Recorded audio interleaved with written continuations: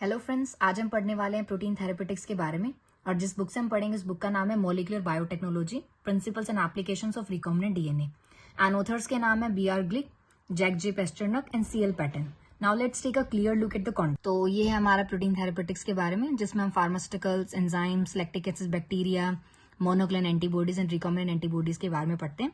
लेकिन आज हम जो अपना कॉन्सेप्ट पढ़ेंगे, this is about only enzymes. उसमें भी total we have 5 enzymes, DNase 1, alginate lyase, phenylalanine ammonia lyase, alpha 1 antitrypsin and glycosidases. और हम डीएनएस 1 के बारे में इस वीडियो में अपना कॉन्सेप्ट क्लियर करेंगे। So now let's study about it.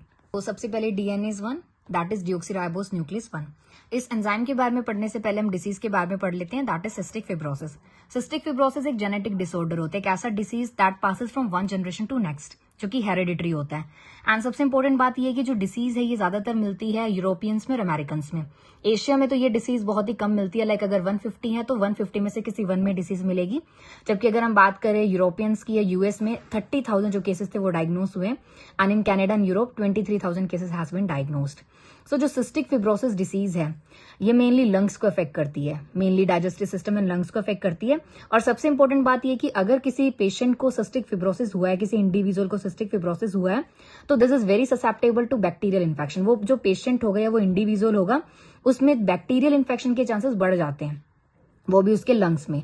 अब जब भी कोई बैक्टीरियल इन्फेक्शन होता है सबसे पहले हम एंटीबायोटिक से ट्रीट करते हैं। लेकिन जब इन पेशेंट्स को एंटीबायोटिक से ट्रीटमेंट किया जाएगा, एंटीबायोटिक से ट्रीट किया जाएगा, तो ऐसे चांसेस होते हैं कि वहां पर एंटीबायोटिक रेसिस्टेंट बैक्टीरिया, ऐसे बैक्टीरिया जो एंटीबायोटिक से रेसिस्टेंट है, उससे अपने आप को एक तरह से इतने ज्यादा ससेप्टेबल नहीं होते एंटीबायोटिक को लेकर, वो सेलेक्ट आउट हो जाते हैं। मतलब वो इतने ज्यादा अपने आप को एंटीबायोटिक के प्रेजेंस में भी काम करना सीख जाते हैं, जो कि आजकल की एक बहुत कॉमन प्रॉब्लम बन चुकी है।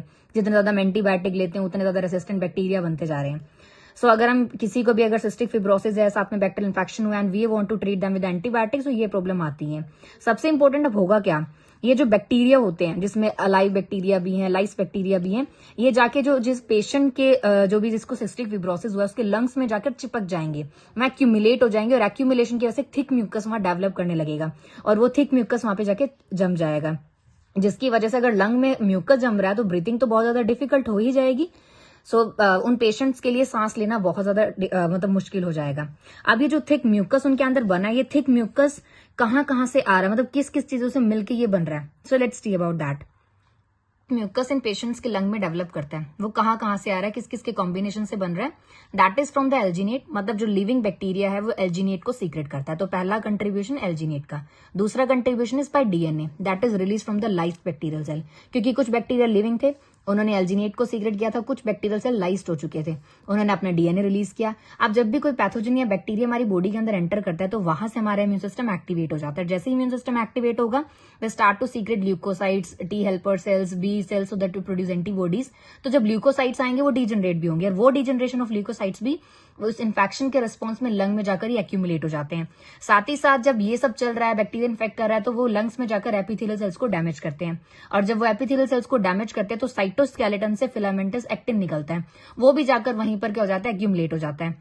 तो ये सारी जितनी भी एक्यूमुलेशन है, चाहे द एल्जिनेट हो, डीएनए हो, डिजनरेटिंग ल्यूकोसाइट्स हो, फिलामेंटस एक्टिन हो, they all contribute to the thick mucus in the lung.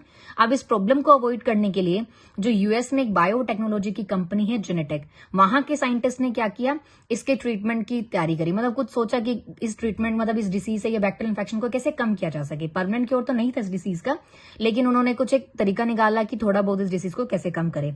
तो यही हमारी जो ह्यूमन एंजाइम है डिऑक्सीराइबोस न्यूक्लियस 1, इन्होंने इसके जीन को जो था आइसोलेट किया एंड इसको एक्सप्रेस कराया चाइनीज हैमस्टर ओवरी सेल्स में कल्चर, मतलब लैब में इसको सेल्स के अंदर एक्सप्रेस कराया एंड डीएनएस 1 एंजाइम को बनाने की कोशिश, क्योंकि जीन होगा तो एंजाइम बनेगी, एंजाइम बनेगी उसके बाद उसको हम सेल से प्यूरिफाई कर लेंगे। We have different purification technique like chromatography and others.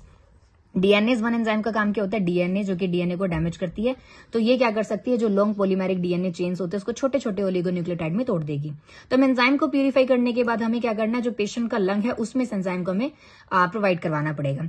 तो साइंटिस्ट ने क्या किया, एंजाइम को प्यूरिफाई करने के बाद इसको एरोसोल मतलब एक इनहेलर की फॉर्म में कन्वर्ट किया, ताकि जिन भी पेशेंट्स को ये डिसीज थी, सिस्टिक फिब्रोसिस था, उनके लंग्स में ये एंजाइम पहुंच सके। ऐसा इनहेल करेंगे और जैसे ही एंजाइम जो है उनके लंग्स तक जाएगी तो डीएनएस 1 एंजाइम क्या करेगी, जो म्यूकस पेशेंट्स के लंग में उसकी एडेसिविटी एंड विस्कोसिटी को कम करेगी, क्योंकि विस्कोसिटी का मतलब क्या होता है, रेसिस्टेंट टू द मूवमेंट, मतलब जो म्यूकस का जो मूवमेंट है उसको रोकना।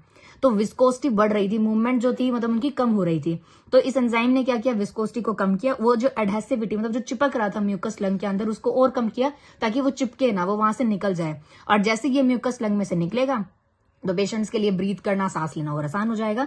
But they are also saying that while this treatment is not a cure for cystic fibrosis, it nevertheless relieve the most severe symptom of the disease in most patient। मतलब ये कोई permanent cure नहीं था disease के लिए, बस ये है कि थोड़ा सा जैसे बैक्टीरियल इन्फेक्शन था उसे प्रिवेंट किया जा सके, थोड़ा सा डिसीज को कम किया जा सके। And most important, enzyme was approved by for use by the FDA 1994। मतलब इस एंजाइम को यूज किया जा सकता है।